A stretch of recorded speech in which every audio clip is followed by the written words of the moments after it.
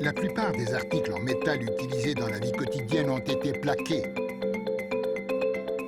Le plaquage est un procédé d'application d'un revêtement de métal différent.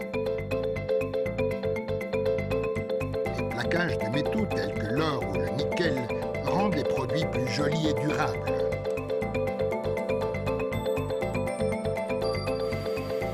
La galvanoplastie, procédé le plus utilisé actuellement, consiste à faire passer un courant électrique par les objets immergés dans une solution chimique.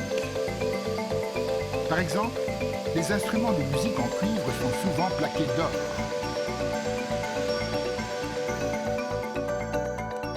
Faire passer un courant électrique par la tige d'or et l'instrument fait que les ions d'or se déplacent dans la solution chimique et déposent une couche dorée sur le cuivre.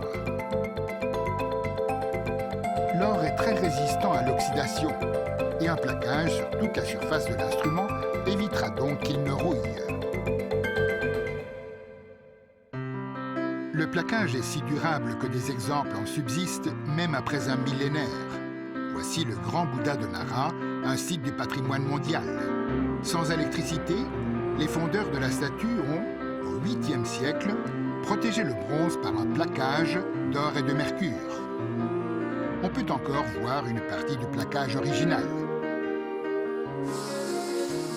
Des savants japonais ont continué à mettre au point des techniques de plaquage révolutionnaires. Quand les plastiques se sont répandus, nous avons cherché à les plaquer avec du métal. Nous y sommes parvenus enfin il y a une cinquantaine d'années. En 1962, une nouvelle industrie naquit au Japon, basée sur la première méthode de plaquage de métal sur plastique.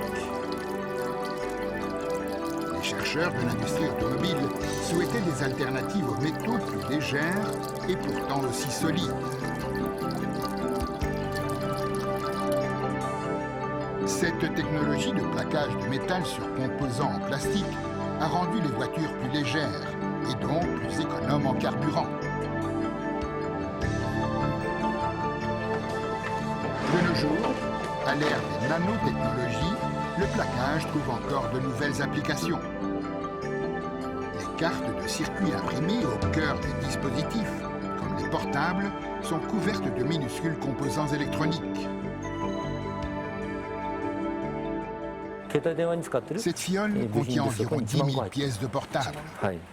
10 000, on dirait une masse solide. Non, regardez, quand je secoue, elles bougent. Leurs bornes seront plaquées sur les cartes de circuit du téléphone. Les résistances contrôlent la quantité de courant électrique passant par un circuit. Il y a 40 ans, une résistance de 5 mm était considérée comme petite. Actuellement, de bien plus petites fournissent les mêmes performances. En pratique, la plus petite taille est inférieure à 1 mm. Voyez comme les bornes plaquées sont comparables aux crêtes d'une empreinte digitale. Combiner des applications diverses fournit un potentiel quasi illimité. La miniaturisation va progresser.